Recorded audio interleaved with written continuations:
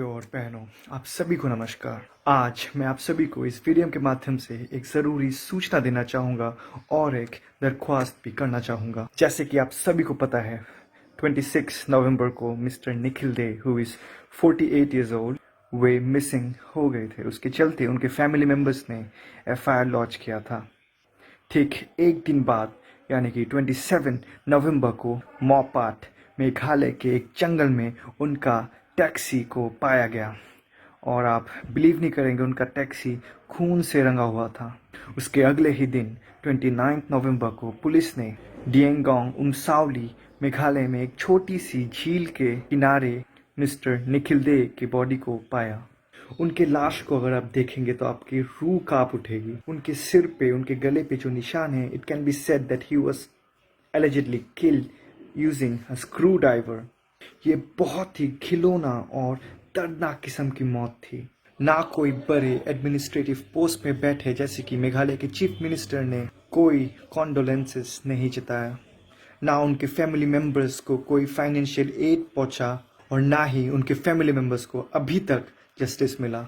एक चीज़ आप गौर कीजिए कि जिस वक्त ये घटना हो रही थी, ठीक उसी वक्त मेघालय में ILP और CAA को लेकर प्रेशर ग्रुप्स संघर्ष कर रही थी। आप सोच रहे होंगे कि मैं ये क्यों बता रहा हूँ, क्योंकि 29 नवंबर को इन्हीं में से एक प्रेशर ग्रुप जो कि KSU यानी कि खासी स्टूडेंट यूनियन ने रामकृष्ण मिशन के गेट को ताला लगाया था। उन्होंने डराया धमकाया फिर ताला लगाया था, क्योंकि उनका मानना है कि उस वक्त उनका फेस्टिवल चल रहा था और उनके फेस्टिवल के वक्त ऐसे ही इंस्टीट्यूशंस को बंद होना चाहिए था। सिर्फ यही नहीं, 2020 सन में मेघालय ने बहुत सारे कर्फ्यू और हिंसा देखी है ये ILP और CAA को लेके।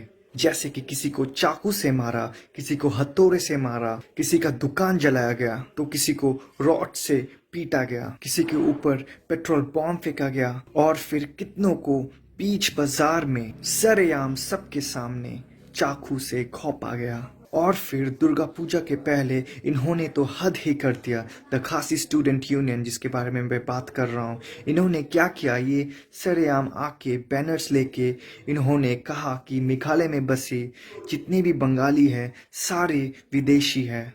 इन सभी केसेस में बहुत ही कम अरेस्ट यानी कि ना के बराबर अरेस्ट हुए। ज़्यादातर केसेस में दोषियों को अननोन मिसक्रेंट्स कहा गया और अरेस्ट तक भी नहीं हुआ। ये सारे केसेस ILP एंड CAA के संघर्ष के दौरान हुए।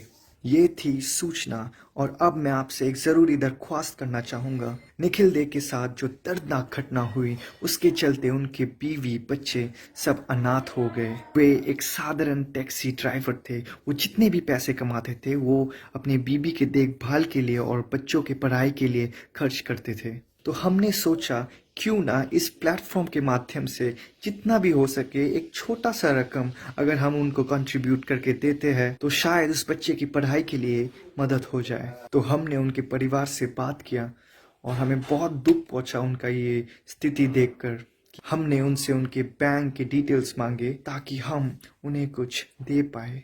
यही डिटेल्स आपको डिस्क्रिप्शन में दिखने को मिल जाएगा। मैंने उनसे UPI ID बनाने का भी दरख्वास्त की है। जब भी ये बनता है मैं ये अपडेट कर दूंगा। Me being a student I have contributed whatever little I could.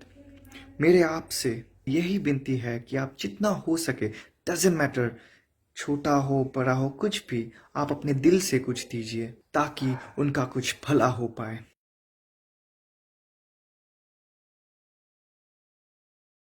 सबसे ज़रूरी बात, इसे आप शेयर कीजिए, आप बेझिझक शेयर कीजिए ताकि उनको और भी ज़्यादा मदद हो पाए।